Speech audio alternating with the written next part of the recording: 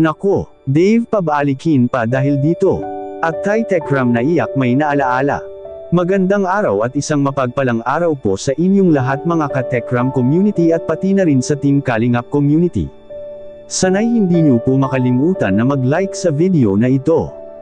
At paunawa tapusin muna ang kabuuhan ng video na ito mga minamahal na taga-subaybay at para malaman ang nilalaman nito. At maraming salamat po sa pagpatuloy na pagsuporta. At paki-subscribe po kay Kuya Val Santos Matubang at kay Ate Edna Vlogs at Kalingap Rab at lalo na kay Tekram maraming salamat po. Dave makabalik pa sa bahay ni Tekram pa dahil dito. At Tatay Tekram naiyak dahil may naalaala. Pero bago yun mga Kalingap ay pag-usapan muna natin ang tungkol kay Luis ngayon na kung saan si Luis na nga ang pinakabagong minamahal ngayon ng mga viewers. Na kung saan si Dave sana ang minamahal noon ng mga ka-Tekram community natin ngunit sa kanyang ipinakita at hindi nagbigay respeto. Ay wala na siyang kahit na anong matatanggap na pagmamahal ng mga viewers. Hindi naman siya deserve na mahalin dahil sa ang ugali niya ay may ugaling traidor. Ito ang sinasabi ng karamihan tungkol sa kanya hindi mapagkatiwalaan si Dave dahil may ugaling traidor. Which is totoo naman ito mga minamahal na taga-subaybay sa kanyang ginawa ngayon ay masasabi talaga natin na traidor siya at ginawa pa niyang masama ang isang tao na maka-Diyos at walang ibang ginawa kundi ang mapabuti siya. Isipin niyo mga minamahal na taga-subaybay napakagandang buhay ngunit ipinagpalit lang niya sa kung anong bagay na kinagigiliwan niya. At sa gusto niyang makuha mula kay Tatay Tekram. Nagplano siya ng hindi maganda laban kay Tatay Tekram at ito ay sinabi mismo ni Luis kay Tekram na kung sana si Dave ay plano niya talagang kunin lahat ang meron siya at ito ang pinakadahilan kaya siya umalis dahil inakala niya pinagkaisahan siya mga minamahal na taga-subaybay. At bagay na ibibigay naman ni Tatay Tekram at dahil nga dito sa mga gamit ni Dave ay maaring makapunta pa siya sa bahay ni Tatay Tekram, dahil hindi ito ibibigay kay Dave kung hindi ang kanyang pagmumuka ang haharap. At sa kabilang dako naman mga minamahal na taga-subaybay bakit naiyak si Ty Tekram? Dahil ba na may naalaala? Yan ang ating makikita sa video.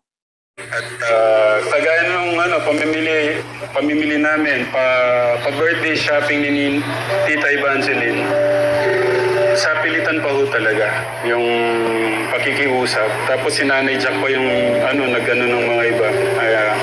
Pipilian Kuya, sorry ulit. Kung ano man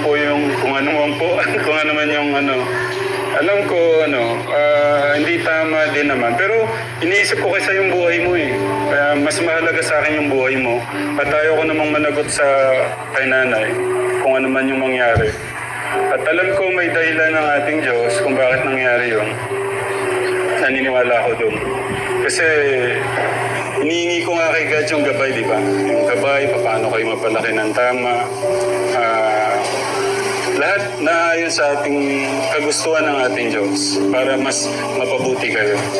At doon sa nakita ko at marami nakasaksi sa kabila ng ang pagmamalupit ng tatay mo, pero nakita ko yung kababaan ng loob mo. Yung pagmamaltrato, sabihin natin gano'n na. Pero nakita ko yung pagmamahal at respeto mo. Yun yung mas nanaig sa puso mo. Yung gabay ni God.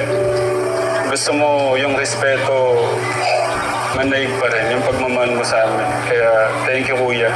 Sana wag magbago yan. Kasi yan yung susi mo sa papunta doon sa magandang tagumpay ng buhay mo. Inuulit ko, ang tunay na tagumpay ng buhay na yung makasama si God pagka mawala tayo dito sa mundo. Kaya piliin nating mabuti, maging tama lahat ng mga gagawing desisyon at mga gagawin natin. I love you Kuya. I love you Mama Chup Chup. And of course, let's give Kuya. Naalaala ni Ty Tekram si Dave kaya pinayuhan niya si Luis na wag magbago tulad kay Dave. Mangyak-ngiyak si Ty Tekram nang sinabi ito. Dahil sobrang nasaktan si Ty Tekram sa pag-alis ni Dave na binigay naman sana ni Ty Tekram ang lahat na gusto ni Dave. Anong masasabi niyo po tungkol dito? Please comment and God bless you all.